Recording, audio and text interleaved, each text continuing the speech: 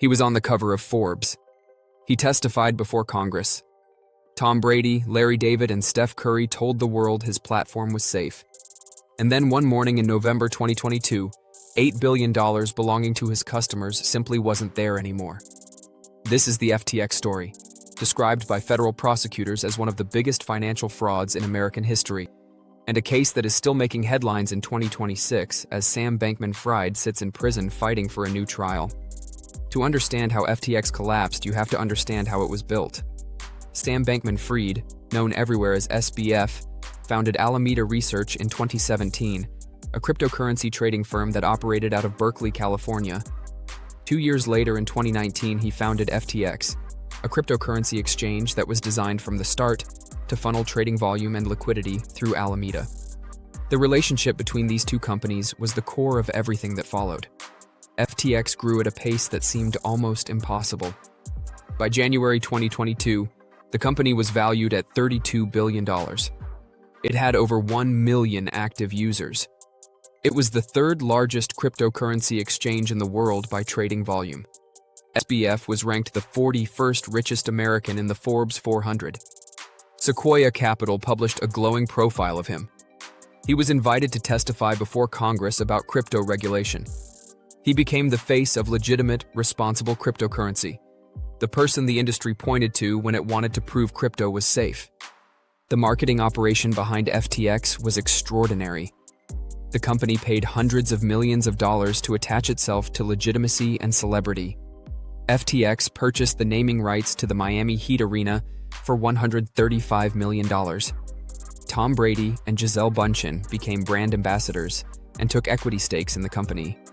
Larry David appeared in a Super Bowl commercial where he played a skeptic who dismissed every major invention in history, fire, the wheel, democracy, and then dismissed FTX as something he just didn't see the value in.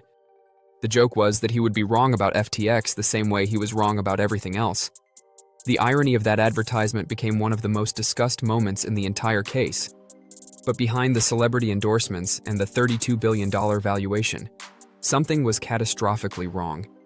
Alameda Research, SBF's trading firm, had been borrowing from FTX customer deposits to fund its own speculative trading positions. This was explicitly forbidden by FTX's terms of service. Customers who deposited funds onto FTX believed their money was being held securely. In reality, those deposits were being transferred to Alameda and used to make risky crypto trades, fund venture investments, purchase luxury real estate, and make enormous political donations. FTX had built software specifically designed to conceal this from external auditors. There was no independent audit of FTX's books. There was no real separation between the two companies. The entire structure was, as federal prosecutors would later describe it, a complete failure of corporate controls. The collapse began on November 2, 2022, when CoinDesk published an article revealing that Alameda Research's balance sheet was almost entirely composed of FTT, FTX's own exchange token. This meant Alameda's supposed assets were largely dependent on the value of a token that FTX itself controlled. Changpeng Zhao, the CEO of Binance and one of FTX's early investors, announced he would sell Binance's entire FTT holdings. The announcement triggered panic. Customers began withdrawing from FTX in massive numbers. 6 billion in withdrawals hit the platform in a single day. FTX could not meet the demand. The reason was simple. The customer funds were gone. Alameda had borrowed them and lost them in a series of catastrophic trades during the crypto downturn of 2022. On November 8th, FTX blocked all customer withdrawals. On November 11th, FTX and over 130 affiliated entities filed for bankruptcy. Sam Bankman-Fried resigned as CEO. The entire collapse took 10 days from the first CoinDesk article to bankruptcy filing. $8 billion in customer funds had vanished. The new CEO brought in to manage the bankruptcy was John Ray III, the same restructuring specialist who had managed the aftermath of Enron. Ray's assessment of FTX was damning.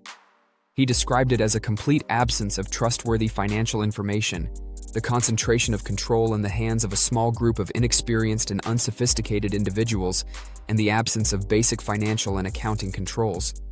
He said in over 40 years of legal and restructuring experience, he had never seen such a complete failure of corporate controls at every level of an organization. From an AML and compliance standpoint, the FTX case is extraordinary. Major banks processed FTX transactions, including Bank of America, JP Morgan Chase, and others.